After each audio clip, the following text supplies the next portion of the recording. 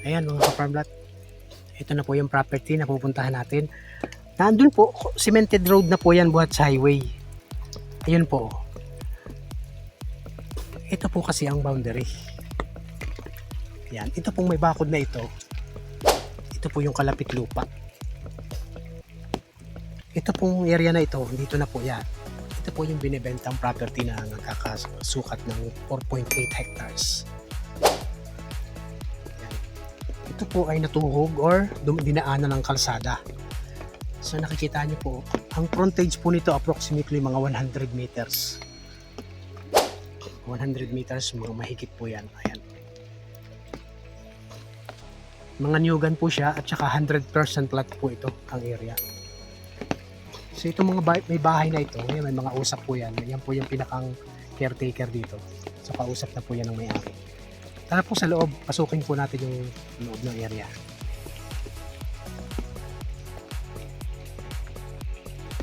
Ito po ay may palayan na nasa 1.5 hektarya.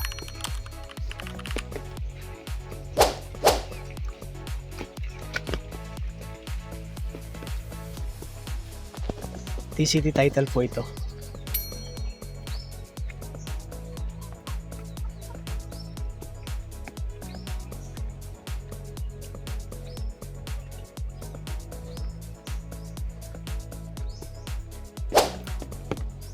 Kasi nakikita naman po natin ang sitwasyon ng lupa.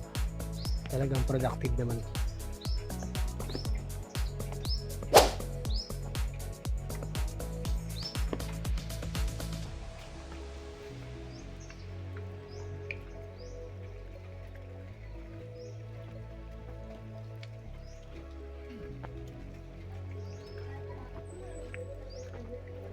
Mahigit 100 po pala ang ano nito, frontage, mahaba. Ito po ay ongoing na po ang pagsisemento dito sa kalsada kasi nandito na yung dinadayong mga poles dito na pinapasyalan dito po sa lugar ng Calawag, Quezon.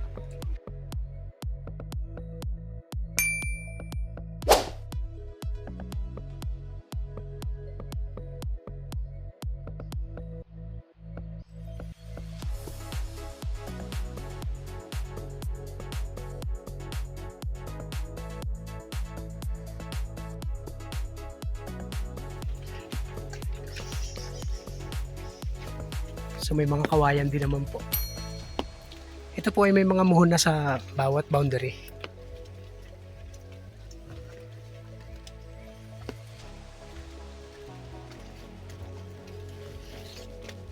Isa't kalahati hektarya? 1.3. Tubigan. Oo.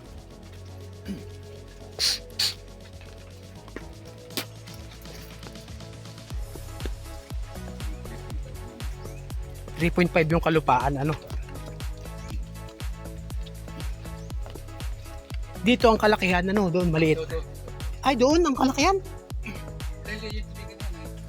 Ibig sabihin doon sa kabilang kalsada, maliit na ron, ano.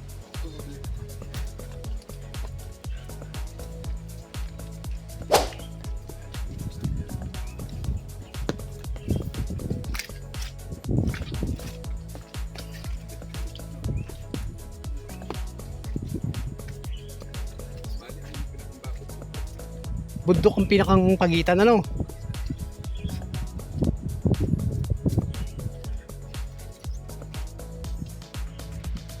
So na yan po ang palayan. Ha?